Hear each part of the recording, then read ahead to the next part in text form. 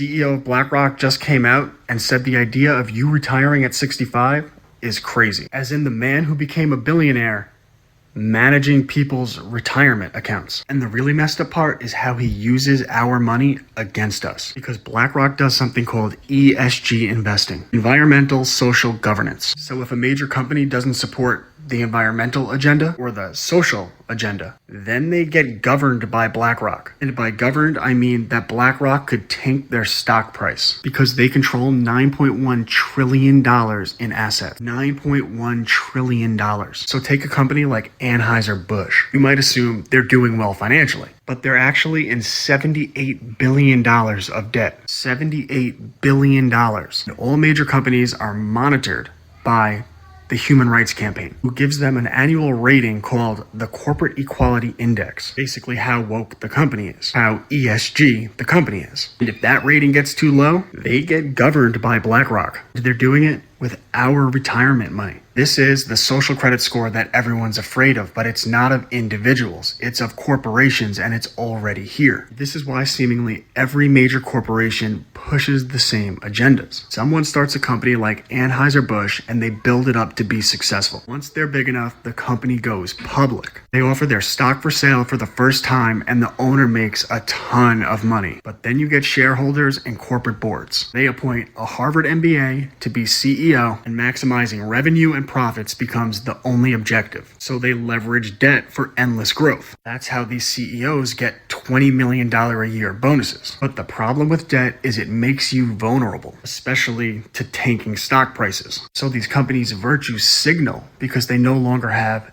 actual virtues. That went away when the company went public. They lose the spirit of their founder and become a soulless corporation. Compare that to Hobby Lobby. You can't buy their stock because the company never went public, which means they're still controlled by and they still have the spirit of the original founder of the company. So they're not a soulless corporation. They're privately owned and don't have debt. So they were able to take a stand and defeat Obamacare in court on the grounds of religious freedom. They openly back the political candidates that their family likes. It's not a corporate decision, it's what they believe in. They openly support the Second Amendment and Bill of Rights. And if you read about their other controversies, it will be just a list of things that makes you want to support them more. And that's the difference between a soulless corporation and a privately owned company that's not in debt. Because Larry has no power over that. People think their power is at the ballot, but their real power is with their wallet. It's the spending decisions they make every day. So it's a lot better to support Hobby Lobby than Target. And the best thing you can do is shop small, shop mom and pop. And if you go to this website,